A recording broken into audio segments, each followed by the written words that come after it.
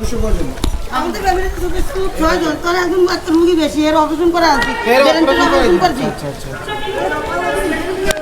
আরে হাতের তো নামাই দেরি না, তো নামাই দেই। আপনাদের কি দুপুরে খাওয়া দাওয়া হয়েছে? না না, আমরা তো খাই না। কেন পাক শাক করার কোনো ব্যবস্থা নেই? আমরা চালপাতি নেব, সব তলায় আছে, ঘরের ভিতরে পাবো না।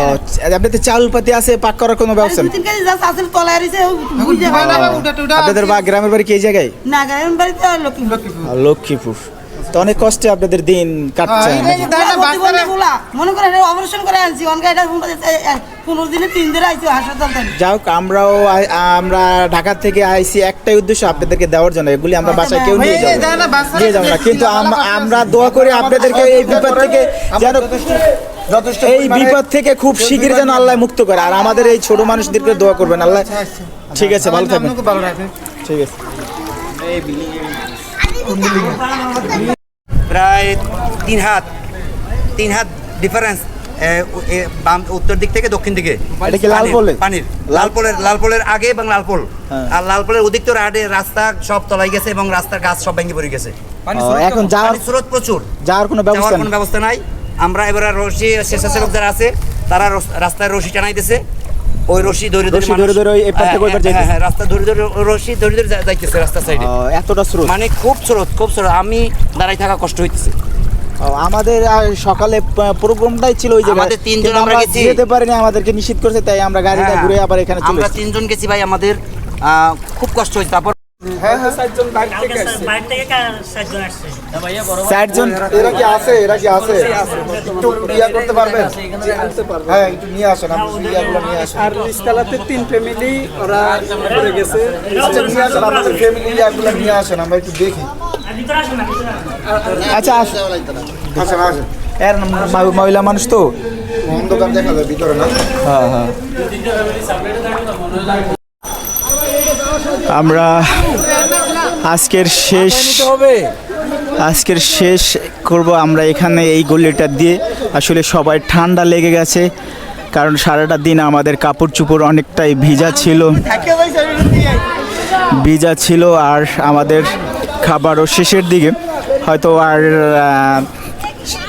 70-80 প্যাকেটের মতো থাকতে পারে। ওটা আমরা রাস্তায় অনেক যাত্রীবাহীর গাড়িতে বিভিন্ন দূর দূরান্ত থেকে অনেক লোক এসেছে, যারা 2-3 দিন ধরে এই রোডে যেতে পারে না, বাড়িতে খাওয়া দাওয়া করতে পারে না, তাদেরকে দেওয়ার একটা সিদ্ধান্ত নিয়েছি সবাই বসে। কি পাক শাক করতে পারেননি আপনারা? না, পাক শাক তো করতে নেই, সব তলায় রয়েছে। কোনো পাক শাক করার কোনো ব্যবস্থা নাই? না, সব তলায় রয়েছে। এখানে যেমন লাকড়ি দিয়ে কি 2তলায় 3তলায় এরকম কোনো ব্যবস্থা করা যায় না? জায়গাও নাই গায়ে, সিঁড়ির ভিতরে অনেক কাইলা রাখতে ছিলাম। আপনি কি করেন? এই গাড়ি চালান। আপনার গ্রামের বাড়ি কোথায়? লক্ষ্মীপুর। কয় ছেলে মেয়ে আপনার? 2 ছেলে। আজকে দুপুরে কি খাওয়া দাওয়া হয়েছে? চিরা খাইছিলাম, একজনে দিয়েছিল চিরা আর বিস্কুট। এমনি তো পাক শাক হয় না, খাওয়ার কোনো ব্যবস্থা নেই। এমনিতে চিরা ছাড়া আপনাদের বাসায় কি চাল ডাল বাজার সদাই এমনিতে কি আছে? এমনি মনে হয় আল্লাহ চাউল আছে দেশে। তাই যাক, আপনাদের জন্য দোয়া করি, আল্লাহ যেন আপনাদেরকে খুব শিগগিরই এই বিপদ থেকে মুক্ত করে। না, অবশ্যই দেবে। নাজবুল, এই ফেনীতে আমরা আসার উদ্দেশ্য তো আপনাদেরকে দেওয়ার জন্য, আমরা তো এগুলো নিয়ে যাব না। আমরা চাচ্ছি যে প্রতিটা ঘরে যেতে, যেমন আপনি গাড়ির সামনে গেছেন, আমরা দিতে পারিনি, কেন দিনে বুঝতে পারছেন? ওখানে একজনের দেওয়া ধরলে সবাই জায়গা ওই রাস্তায় শেষ, দেখা যায় কেউ 5টা নিয়ে যাবে, কেউ একটাও পাবে না। এই কারণে আমরা নিজেরা আমরা প্রতিটা বাসায় দেওয়ার চেষ্টা করতেছি আমাদের সাধ্য মতো। ঠিক আছে, আমাদের রবুল আলামিন আসলে এদেরকে কোটি টাকা দিয়ে হয়তো এরকম কাজ করাতে পারবে না, যেটা আজকে আমরা করেছি। এখানে প্রচুর পানি, এক বুক পানির মাধ্যমে আমরা প্রতিটা বাড়িতে গিয়েছি, প্রতিটা ঘরে গিয়েছি। আজ সারাটা দিন আমরা পরিশ্রম করেছি।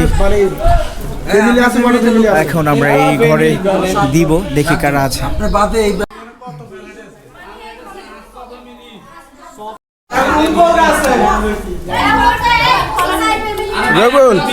রবুল তুমি একটু দেখো তো কয়টা ফ্যামিলি আছে।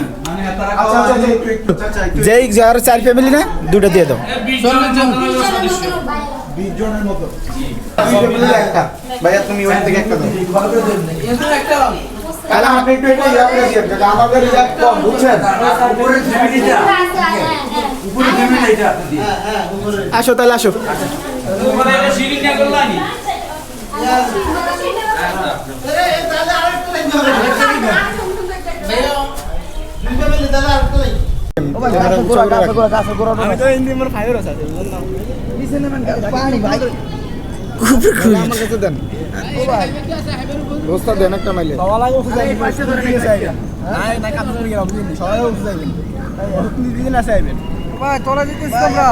তুমি পাইপে উঠো না কেন?